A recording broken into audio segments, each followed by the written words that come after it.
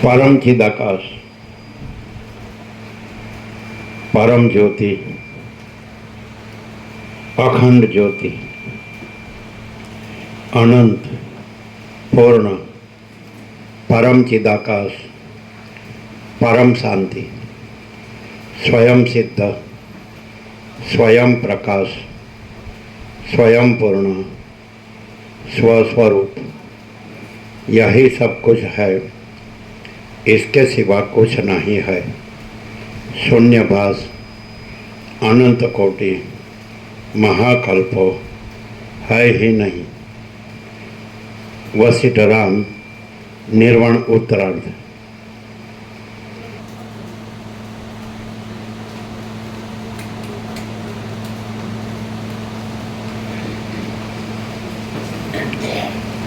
आद्य परब्रह्म सदगुरु देव की जय। ओम श्री परमात्मने नमः।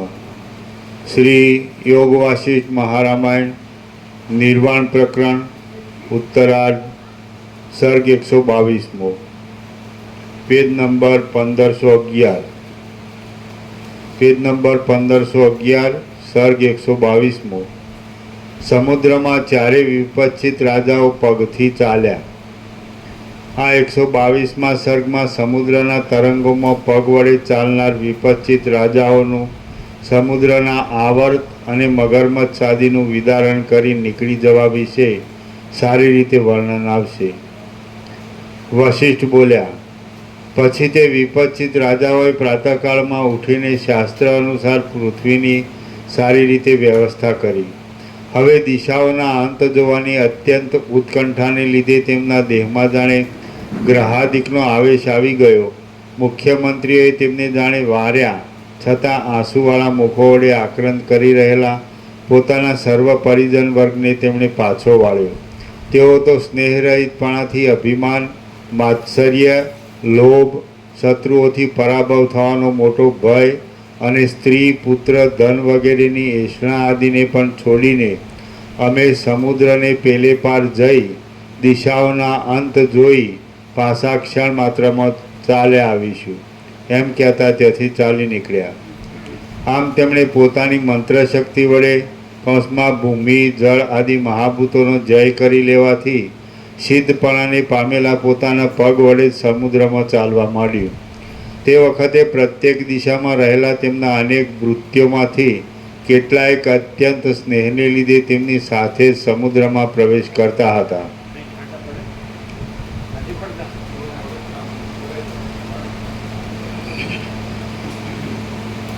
આમ તે સેવકો યથાશક્તિ અનુગમન કરતા હતા અને એ વિપક્ષિત રાજાઓ પગપાળા સમુદ્રના જળમાં ચાલતા હતા। જાણે જમીન ઉપર પગ રાખ્યા હોય તેમ જળના તરંગોના સમૂહ ઉપર પોતાના પગ રાખીને તે ચારેય વિપક્ષિત રાજાઓ પોતે એકલા જ સમુદ્રને તરી જવાનો ઉદ્યોગ કરવા લાગ્યા અને પોતાની સેનાથી અત્યંત વેગળા પડી ગયા। પગે પંથ કરીને સમુદ્રની અંદર પેઠેલા તે વિપક્ષિત રાજાઓ જ્યાં સુધી શરદ ઋતુના આકાશના નાના વાદળાની પેઠે અદૃશ્ય ભાવને પ્રાપ્ત ન થયા ત્યાં સુધી કાંઠે રહેલા મનુષ્યને તે જોવામાં આવ્યા। બાંધેલા મધ્યબંધનને ખેંચી જનારા હાથીની પેઠે સમુદ્રમાં પગપાળા જતા તે વિપક્ષિત રાજાઓ પોતાના દ્રઢ નિશ્ચય વડે પોતાનો પંથ કાપવા લાગ્યા। પર્વતના જેવું તરંગોનું ઉછળવું અને સમવું થવાથી જળ તરંગોની શોભા ઊંચી નીચી થતી હતી અને તેઓ તેને પણ હરી લેતા હતા। આથી તેઓ સમુદ્રના મંથન સમયના હરી જેવા દેખાતા હતા। ચંચળ અને જળપાન વડે મત્ત થઈ રહેલા વાદળા પોતાનામાં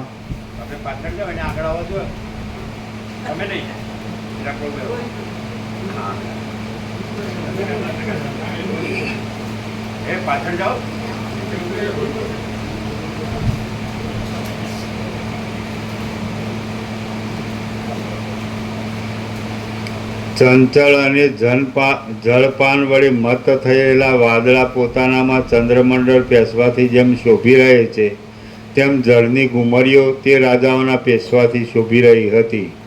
જળની એ ઘુમરીઓમાં તે વિપક્ષિત રાજાઓએ સંભ્રમ રહિત ઘણા લાંબા કાળ સુધી ઘાસની પેઠે ભ્રમણ કર્યું. એ રાજાઓ મંત્ર વિદ્યાના બળથી તથા પોતાના પરાક્રમથી દુર્જય હતા. તેઓ હાથમાં શસ્ત્રને ધારણ કરી રહ્યા હતા. તેમને કોઈ ઠેકાણે અત્યંત મદોન્મત અથવા પ્રમાદી મગરમચ્છો પ્રથમ ગળી જતા હતા અને પછી પચાવી જવાની શક્તિ ન હોવાથી તેમના દેહને પાછા ઓકી કાઢતા હતા. જળના તરંગોમાં વિશ્રાંતિ લઈ રહેલો પવન એ વિપચિત રાજાઓના દેહને પલકવારમાં વારંવાર સેંકડો યોજન સુધી તાણી જતો હતો અને પાછો ખેંચી લાવતો હતો. તેઓ જળના તરંગોરૂપી હાથી ઉપર ચડ્યા હતા. તેથી જાણે પોતાના રાજ્યની અંદર હાથીઓની પીઠ ઉપર. એટલે જેમ વસેટ કહે છે કે સ્વપ્ન ગમે તેવું ભાસી શકે છે, એટલે અનિશ્ચિત ને અનિયમિત હોય છે. અને આ પણ જે ચૈતન્ય છે, જે સાક્ષી કે કુટસ્થ કે એટલે આધારભૂત, જેમ આ પ્રકાશ છે તો પ્રકાશથી જેમ આ દ્રશ્ય ભાસે છે તો એ છે નહીં, એકચ્યુઅલી પ્રકાશ જ છે અને આ તો એપિયરન્સ જ છે, ખાલી દેખાવ માત્ર જ છે.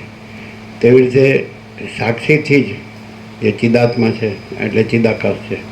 તો સાક્ષીથી જ જાગૃત સ્વપ્ન સુષુપ્તિ ભાસે છે. તો એ જે વિબર્થ છે એ સરખો જ છે અને સાક્ષી છે એક જ છે. જે અધિષ્ઠાન છે એક જ છે અને વિવર્ત છે એ ચેન્જેબલ છે, એટલે એ બદલાય છે. જે જાગ્રત હોય ત્યારે સુષુપ્તિ ન હોય, સ્વપ્ન ન હોય, સ્વપ્ન હોય ત્યારે જાગ્રત ન હોય, સુષુપ્તિ ન હોય, સુષુપ્તિ હોય ત્યારે જાગ્રત ન હોય, સ્વપ્ન ન હોય. તો એ બધું સરખું જ છે. જે એપિયરન્સ છે એ પણ સરખો જ એપિયરન્સ જ છે. પછી જાગૃત હોય કે સુષુપ્તિ કે સ્વપ્ન હોય. અને અધિષ્ઠાન છે અધિષ્ઠાન છે, રિયાલિટી છે રિયાલિટી છે, ચૈતન્ય એટલે ચિદાકાશ. તો ચિદાકાશ એક અદ્વિતીય અનાદિ અનંત, એક જ અદ્વિતીય અનાદિ અનંત એટલે ચિદાકાશ જ છે અને એપિયરન્સ છે જ નહીં. તો સ્વપ્નને જાગૃતની ઉપમા આપવાનું કારણ કે સ્વપ્ન પણ એપિયરન્સ અને જાગૃત પણ એપિયરન્સ છે. એટલે એપિયરન્સની રૂપે તો બે સરખી રીતે ખોટા છે, આભાસ રૂપે તો બંને સરખી રીતે ખોટા છે. અને એ દ્રષ્ટાંત આપવાથી વધારે ખબર પડે કે જાગૃત પણ એ કાંઈ નથી. એટલે જેવી રીતે સ્વપ્ન છે એ અનિશ્ચિત ને અનિયમિત છે. એટલે આપણે ગુજરાતીમાં એમ કહેવાય ઢંગ ધડા વગરનું. તો સ્વપ્ન જેમ ઢંગ ધડા વગરનું છે, આ પણ ઢંગ ધડા વગરનું છે. દ્વૈત ભ્રાંતિ હોય ત્યારે આ સાક્ષીનો અનુભવાય, ચિદાત્મા, અધિષ્ઠાન, આત્મા એટલે ચિદાકાશ. અને અજ્ઞાનનો ભ્રમ હોય એટલે આ સાચા લાગે, જાગ્રત સ્વપ્ન સુષુપ્તિ. પણ જાગ્રત કઈ રીતે ખોટું છે તો ત્રણેયને એપિયરન્સમાં સરખા ખોટા ઠરાવીને અને ત્રણેયના અધિષ્ઠાન રૂપે ચિદાકાશને સાચું બતાડીને વસીટ એમ કે જેવી રીતે સુષુપ્તિ સ્વપ્ન છે તો એ ખોટું છે, તો એમ જાગ્રત પણ ખોટું છે. અને સ્વપ્નના દ્રષ્ટાંત છેક સુધી લઈ ગયા છે વસીટ. કારણ કે જાગ્રત સ્વપ્ન સુષુપ્તિ ત્રણેય એપિયરન્સ છે અને ત્રણેય ચેન્જેબલ છે એમ. અને પછી એકબીજા એકનો હોય એટલે બીજા બે નો હોય, એકનો એટલે બીજા બે નો હોય, એકનો એટલે બીજા બે નો હોય એમ. સુષુપ્તિ હોય એટલે જાગ્રત સ્વપ્ન ન હોય, સ્વપ્ન હોય એટલે જાગ્રત સુષુપ્તિ ન હોય, જાગ્રત એટલે સ્વપ્ન સુષુપ્તિ ન હોય. એટલે એ ત્રણેય સરખી રીતે ખોટા છે એમ. બીજું એના ખોટા પ્રમાણ શું છે કે જે રીતે મહાસાગરમાં બુદ્ધ ઉત્પન્ન થાય છે, લીન થાય છે, એ રીતે જાગ્રત સ્વપ્ન સુષુપ્તિ ચિદાકાશમાં ઉત્પન્ન થાય છે, લીન થાય છે એમ. એટલે એ કોઈ વસ્તુ નથી, બે વસ્તુ નથી, જળ અને સત્તા અને સ્ફૂર્તિ. તો મહાસાગર સત્તા પ્રકાશ છે અને સ્ફૂર્તિ આભાસ માત્ર છે. સત્તામાં બે વસ્તુ નથી, સત્તા અને સ્ફૂર્તિ. મહાસાગરમાં બે વસ્તુ નથી, સત્તાને એટલે ચિદાકાશ અને સ્ફુરણ. ચિદાકાશ છે અને સ્ફુરણ છે, એ આભાસ માત્ર છે. તો જાગ્રતને પણ એ સ્ફુરણ છે અને આભાસ માત્ર છે અને નથી, સાચું નથી એમ બતાડીને આખો જે ભ્રમ થયો છે દ્વૈત, અને એમાં ઉલટું થયું છે કે આ સાચું છે. અને ચિદાકાશ કોણે જોયું છે? માં ચિદાકાશ કિસને દેખાય એમ. ગાંધીનગરમાં એક જણ કીધું તો દેવ થઈ ગયા. સરળ હતા, સંપૂર્ણ ભગવાનના માણસ હતા, બધા જોયેલા જ છે અને હંમેશા આવતા. એન્જિનિયર હતા, ખબર છે, જીતુ પ્રભુ એમના મિત્ર હતા, રમણ એવું બોલ્યા હતા, માં ચિદાકાશ કિસને દેખાય. એટલે મેં એમ કીધું કે આપકો કિસને દેખા હે યાદ છે ને ગાંધીનગર બોલ્યા પણ સરળ હતા સંપૂર્ણ ભગવાનના માણસ અભ્યાસી સંસ્કારી હતા વેદાંત એટલે એટલે આ જ્યારે અસત સત લાગે ને સત અસત લાગે ને ત્યારે આવું થાય કારણ કે ખાલી શાબ્દિક જ્ઞાન હોય બૌદ્ધિક જ્ઞાન હોય તો અનુભવ ન હોય એટલે રિયલાઇઝેશન ન હોય સાક્ષાત્કાર દર્શન કરવાનું જેવી રીતે તત્વવેતા જીવન મુક્તને સદા અખંડ જ્યોતિનું દર્શન થાય છે પરમ જ્યોતિનું દર્શન થાય છે એવું ન હોય ખાલી શબ્દથી નક્કી હતા એ શબ્દથી નક્કી હતા કે કેવળ બ્રહ્મ છે બીજું કાંઈ નથી એ રીતે જીતુ પ્રભુ પહેલાં એવું બોલ્યા કરતા પણ હવે ખ્યાલ આવે છે ડિફરન્સનો એટલે કેવો ખ્યાલ આવે છે હા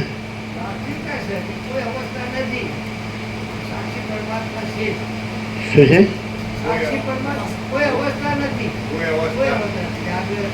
પહેલાં સંભળે શું છે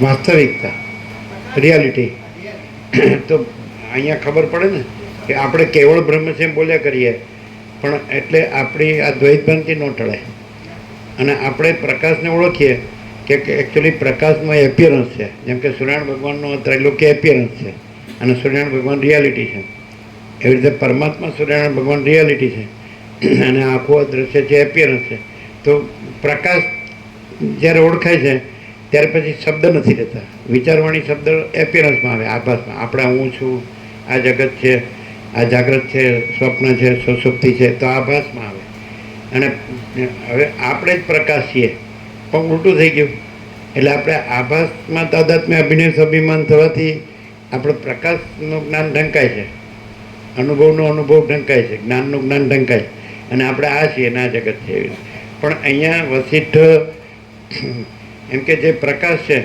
એનું એને સત્તા સામાન્ય બતાડે એનું સર્વસામાન્ય પણ બતાડે કે સત્તા પ્રકાશ છે તો મા ચિદાકાશ અનંત સંપૂર્ણ સ્વયં પ્રકાશ મા ચિદાકાશ અનંત સંપૂર્ણ સત્તા પ્રકાશ મહાસામાન્ય તો એનાથી આ આભાસ ભાસે છે પણ એ છે નહીં એટલે નામે કીધું ખરું કે કેમ મને આભાસ કેમ ભાસે તો કે તને પૂરેપૂરું જ્યારે પ્રકાશ રહીશ ને ત્યારે નહીં ભાસે એમ પણ કીધું છે વસિષ્ઠમાં રામને એવું કીધું કે નથી તો જો કોઈ કલ્પના કે ભ્રમ કે અવિવેક અવિચાર કે અવિદ્યા જ્ઞાનમાં ન હોય દેખાય જ કેમ તો કે તું જ્યાં સુધી દ્વૈત ભ્રમ રાખે ત્યાં સુધી તને આ સાચું લાગે છે પણ તને જ્યારે પૂરેપૂરો પ્રકાશ રહીશ અને જરાય દ્વૈત ભ્રમ નહીં રહે તો તને નહીં દેખાય એવું પ્રેક્ટિકલ છે આ એકદમ બહુ સરસ આ 37મો રાઉન્ડ છે અને અમે સંપૂર્ણ અનુભવીએ છીએ અમે એટલે આ નહીં એટલે પ્રકાશ રૂપે અમે આભાસ રૂપે અમે નહીં સમજાય તો એ રીતે આ છે પ્રકાશ છે જો તમે આભાસ દ્રષ્ટિ જુઓ તો એમ લાગે કે આ બોલે છે ને આપણે સાંભળીએ પણ તમે પ્રકાશથી જાણો તો આ પ્રકાશ જ છે વાણી નથી વિચારવાણી શબ્દ નથી વ્યક્તિ નથી વક્તા શ્રોતા નથી અને આખો પ્રકાશ છે આ ઠંડુ વધારે પડે છે બંધ કરજો આ બંધ કરજો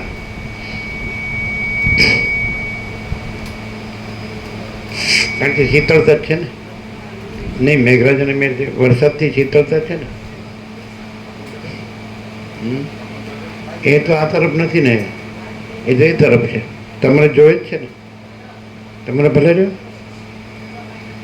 આ તો આ હતું આ અમારી સામે એકદમ ફોકસ છે ને એ તો એટલું સરસ છે અમારો અનુભવ એટલે માચિદાકાશ સ્વ સામે તે સહજ નિર્વિકલ્પ એટલે અમે પ્રકાશ રૂપે માચિદાકાશ રૂપે અને માચિદાકાશ સ્વયં પ્રકાશ અનુભવ જ્ઞાન તો સ્વયં પ્રકાશ કો શબ્દ જ્ઞાન की अपेक्षा नहीं है એવી રીતે થોડું વિસલ આવે છે કારણ શું આનું છે પહેલી બાજુ થોડું લ્યો થોડું તમારું બંધ છે ઓમ હવે બરાબર છે આવે ને આવે પેલો આમાં તો થોડું એટલે ખ્યાલ આવ્યો એટલે હવે જ્યારે દ્વૈત બ્રહ્મ હોય અજ્ઞાનનો બ્રહ્મ હોય એટલે પોતે માચિદાકાશ છે એ ન જણાય અને એની જગ્યાએ એપિયરન્સ છે એટલે જેવી રીતે સ્વપ્નમાં હોય ત્યારે જાગ્રત ન જણાય અને સ્વપ્ન સાચું લાગે તો જેમ સ્વપ્ન ખોટું છે એમ જાગ્રત સાપેક્ષ પણ ખબર પડે છે એમ ચિદાકાશ સાપેક્ષ જાગ્રત ખોટું છે એમ ખબર પડે છે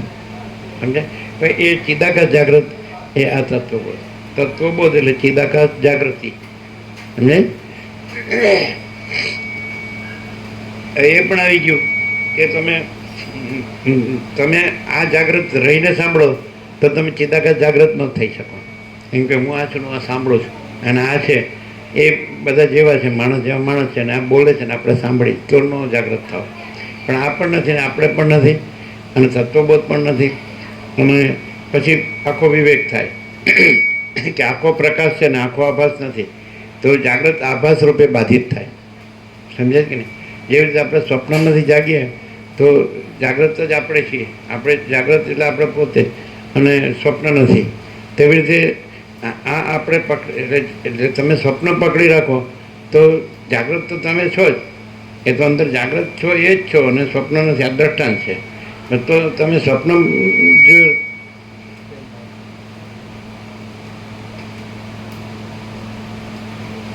હવે બરાબર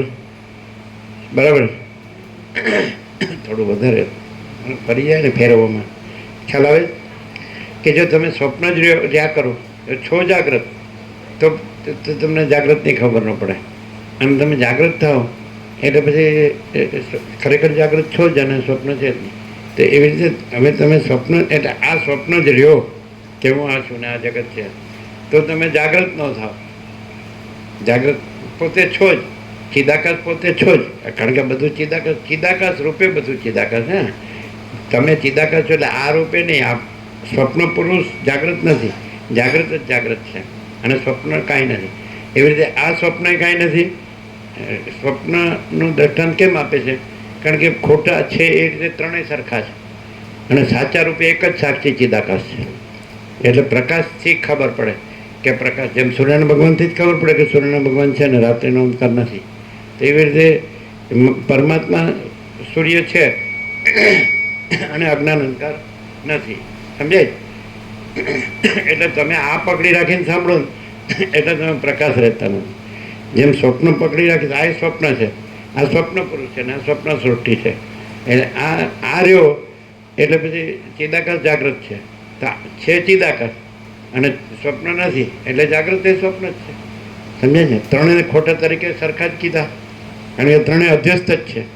જેવી રીતે સ્વપ્ન અધ્યસ્ત છે, સુસુપ્તિ અધ્યસ્ત છે અને જાગૃતિ અધ્યસ્ત છે. અધ્યસ્ત એટલે કલ્પિત. સમજાય? અને જે અધિષ્ઠાન છે એટલે સાક્ષી ચિદાકાશ, જે પ્રકાશ, સ્વયં પ્રકાશ. તો એ સત્ય છે, સ્વરૂપ છે. જેમ સ્વપ્નની અપેક્ષાએ જાગૃત સત્ય છે, જાગૃતની અપેક્ષાએ સ્વપ્ન ખોટું છે, પણ સાક્ષીમાં ચિદાકાશની અપેક્ષાએ જાગૃત એ ખોટું છે.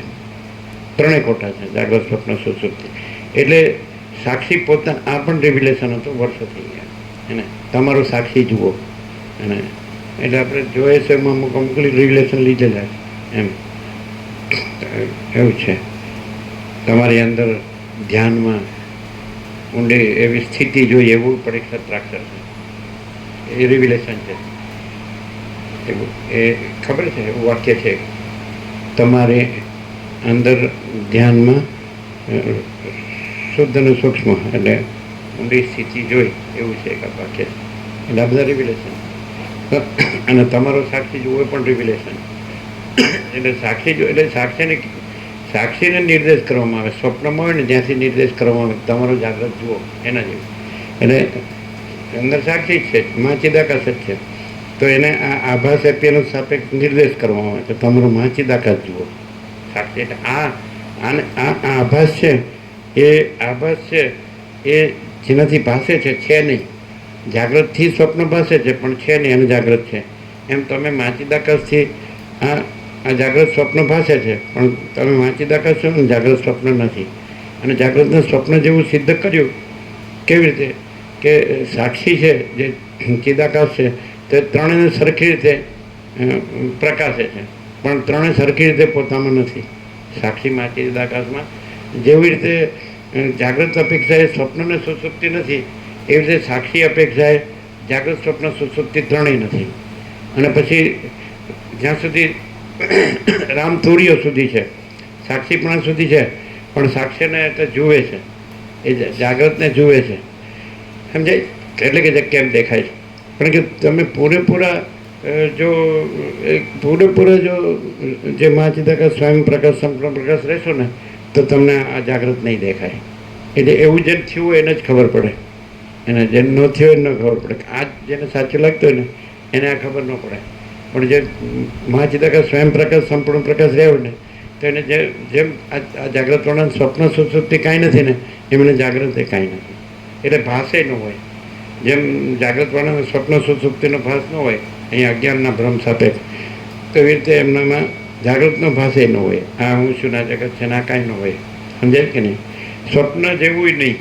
એમ જેમ કે જાગૃતને સ્વપ્ન થયું ને પછી સ્વપ્નનું સ્મરણ હોય તો એવું ન હોય, સ્મરણ રૂપે ન હોય, કાંઈ હોય જ નહીં એમ. અને સ્વયં મહાચિદાકાશ આખો એકલું પ્રકાશે છે અને મહાચિદાકાશ અનંત સંપૂર્ણ મહાચૈતન્ય પ્રકાશ છે. આખો અનંત સંપૂર્ણ મહાચૈતન્ય પ્રકાશ છે. આ બહુ સહજ છે. એટલે આ બધા દ્રષ્ટાંતોથી એમ જાણવાનું છે કે એ ખોટું જોવા નીકળ્યો, એટલે જે નથી એનો અંત જોવા નીકળ્યો, એટલે કોઈ મળે જ નહીં એમ. અને અહીંયા કેવું છે કે મહાચિદાકાશ જોવાનું નથી, પોતે જ છે. અને જે નથી એનો અંતે જોવાનું નથી, એ છે જ નહીં. આ સીધું છે, સમજે? અને પેલું આમાં તો પાછું તમે જાગૃત એટલે સ્વપ્ન જેવું જે જાગૃત છે રહીને પાછું વાંચો, સાંભળો, સમજો, સોચો, વિચારો, બોલો, વાતો કરો તો તમારે એ નકામવું પડે, સમજે? અને અહીંયા સીધું પ્રકાશ છે, પ્રકાશ મેં પ્રકાશ ને પ્રકાશ હિ પ્રકાશ, સીધું. એટલે આ પ્રકાશ જ છે. પણ તમે આ જાગૃત છે એને સાચું માની સાંભળો જ ન થાય. આ સાચું રાખીને કે આપણે આ છીએ અને આપણું જગત છે અને જે કંઈ આપણું હું મારું છે કે કાંઈ, અને આપણે કંઈક મહાચિદાકાશને સાંભળીએ છીએ તો ન ખબર પડે એવી રીતે. કારણ કે મહાચિદાકાશ છે એ કાંઈ કોઈ બોલવા સાંભળવાની વસ્તુ નથી, એ તો પ્રકાશ છે. અને એમાં તત્વબોધ એપિયરન્સ રૂપે તત્વબોધ છે, પણ રિયાલિટી રૂપે પ્રકાશ છે. આ જે વસીટથી પ્રકાશથી અખંડ પૂર્ણ તત્વબોધ છે એ એપિયરન્સ રૂપે કાંઈ નથી. તમે એને એપિયરન્સ રૂપે જો કે એક વક્તા છે, એક શ્રોતા છે. વક્તા એ આપણે જેવા જ છે, એક માણસ જેવા માણસ સામાન્ય છે, અને એમને અભ્યાસ ખૂબ છે એટલે વ્યવસ્થિત આપણે મહાચિદાકાશ સાચું બતાવે છે અને આપણે સાચું સાંભળવા મળે તો એ કાંઈ નથી, તો એ એપિયરન્સ થયું.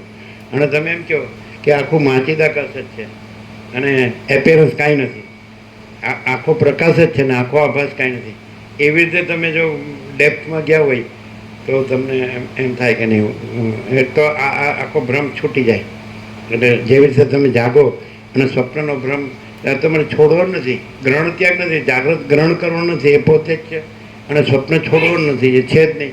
એટલે જે આ જાગૃત સ્વપ્નના ગ્રહણ ત્યાગ છે એ ખોટા છે. આ જાગૃતના સંસાર સંન્યાસ છે એ ખોટા છે, કારણ કે આ છે જ નહીં. સમજાય? આ કોને સમજાય? જો આ હું પકડી રાખ્યું ને એને આ પ્રકાશ ન થાય. અને આ હું છોડવાનું નથી, સમજે જ કે નહીં? તો એ હું જ્યાં સ્ફોર્યું છે ત્યાંથી જાગૃત થવું જોઈએ. જેમ જે બુદ્ધ છે અથવા તરંગ છે, તો સમજાય છે ને?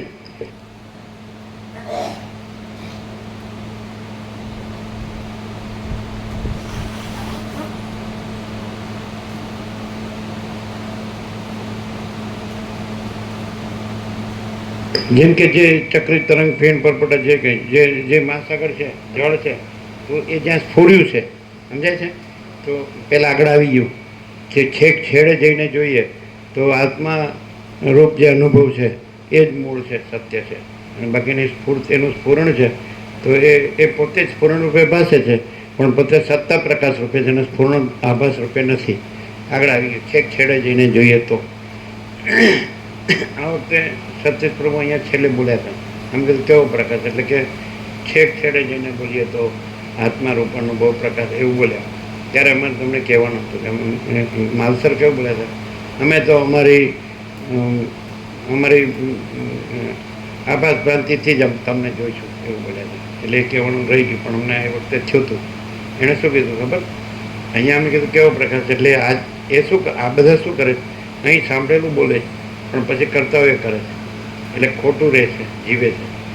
એટલે ત્યાં હું બોલે હતા અમે તો ભ્રાંતિ લાવીશું. દ્રશ્ય ભ્રાંતિ હા હા, અમે આરોપ કરીશું હા, આમાં અમારામાં ભ્રાંતિ છે, અમે આરોપ કરીશું. અને એ દ્રષ્ટિથી જ જોઈશું એ રીતે બોલે. એટલે આવું બધું એટલે બહુ સરળતા નથી હોતી. એટલે શબ્દોથી માણસ છે ને એ પોતાને બરાબર ગણે છે, એટલે એને પ્રકાશ થતો નથી. આવું બધું ઘણું હોય છે. એટલે બધી ભ્રાંતિ એની કોઈ માપ જ. એ તો કહ્યું છે વસિષ્ઠે કીધું કે જ્ઞાનીનો બ્રહ્મ અનંત છે અને અજ્ઞાનીની અવિદ્યા અનંત છે, એવું છે. એટલે એને એમ ન કહો, એને એમ લાગે હું કેવું એમ કેવું જાણું છું, તો કેવું કહી દઉં છું, તો તરત જ આજે હવે ખેરાવે જવું છે, પછી તરત જ સમજાય. કોઈ માણસ આ છોડે ખરે.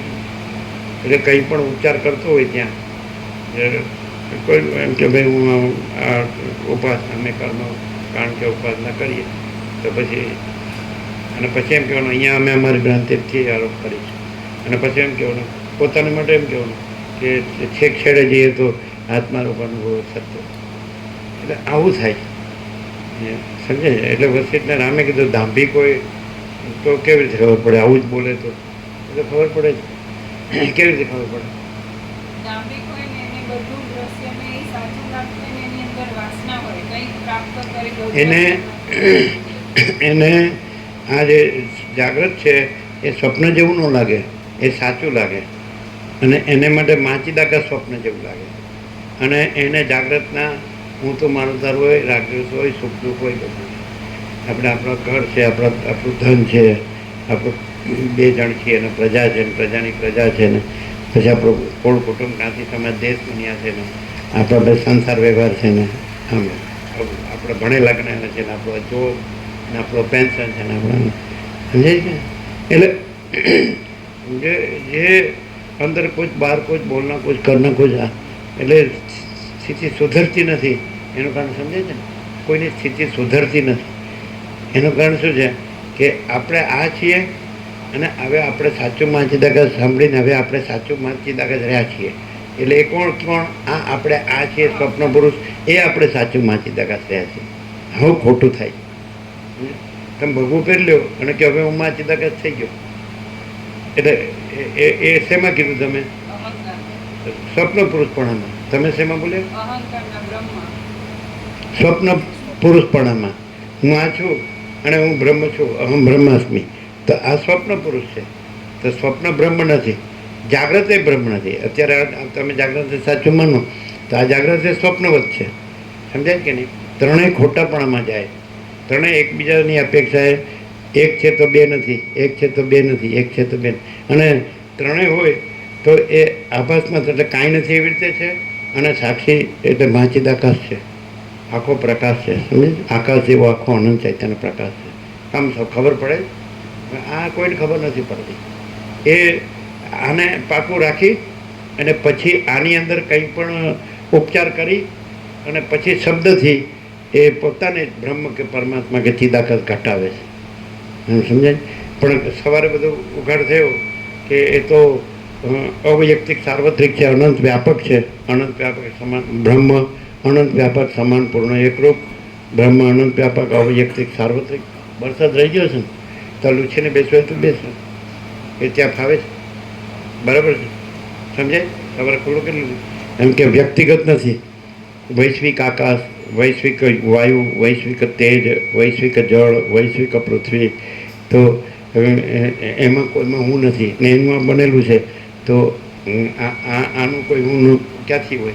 આ એનું આ છે અને એમાં હું નથી. તો પછી આનું હું ક્યાંથી હોય? એટલે હું કાંઈ નથી. હવે આ બધી ખબર ક્યાં? આ બધું પુસ્તકીય પોપટીઓ જ્ઞાન કંઈ ખબર જ ન પડે. સમજે? હવે આ એમ કે હું આ છું, પછી આ છે, પછી આ મારું છે. તો એ ક્યાં વયા ગયા? એ સમજાય કે અમે કોઈ દી ગયા જ નથી. આવું અહીંયા જ નથી આવ્યા. પછી બીજે તો ક્યાંથી ગયા હોય? પહેલાં માણસ અહીંયા આવે અને પછી બીજે જાય, પણ આ જ નથી. એ કેવી રીતે ખબર પડે? સવારે સાંભળ્યું હતું ને બધું કે જે વૈશ્વિક છે, વૈશ્વિક અહીં જે આકાશ છે વૈશ્વિક આકાશ છે, એ આનું નથી. અહીં જે વાયુ છે વૈશ્વિક વાયુ છે, આનો નથી. આ મારો પ્રાણ કે છે ખોટું છે, એ તો વિશ્વ પ્રાણ છે. સમજાય છે? તો વિશ્વ ચૈતન્ય છે, બ્રહ્મ ચૈતન્ય. તો મારું ચૈતન્ય એ તો બ્રહ્મ ચૈતન્ય છે. એ હું કોને કહે છે? અને બીજું કે જે વિશ્વ ચૈતન્ય છે એ તો હું કહેતો નથી, એમાં તો હું છે નહીં. વિશ્વ ચૈતન્ય શક્તિ છે એમાં હું નથી. વૈશ્વિક આકાશ છે એમાં હું નથી. વૈશ્વિક વાયુ છે એમાં હું નથી. વૈશ્વિક તેજ છે તો એમાં હું નથી. વૈશ્વિક જળ છે, વૈશ્વિક પૃથ્વી છે તો કોઈમાં હું નથી. તો એનું આ બનેલું છે અને આ કે હું છું ને મારું છે તે એનું ક્યાં છે? એ તો વૈશ્વિક છે, કોસ્મિક. સમજે છે કે નહીં? તો પછી અને પછી એ જે હું નથી એ પાછું એમ કે હું બ્રહ્મ છું, હું પરમાત્મા છું, હું ચિદાકાશ છું. આ કેટલું ખોટું થાય છે, નથી સમજ. વર્ષો સુધી આવનાર પણ સમજતો નથી એમ. એ કેવી રીતે કે આ જે એને આ સ્વપ્ન લાગતું જ નથી, એને આ સાચું લાગે છે અને પછી એ શબ્દોથી આને બ્રહ્મ કહે છે, પરમાત્મા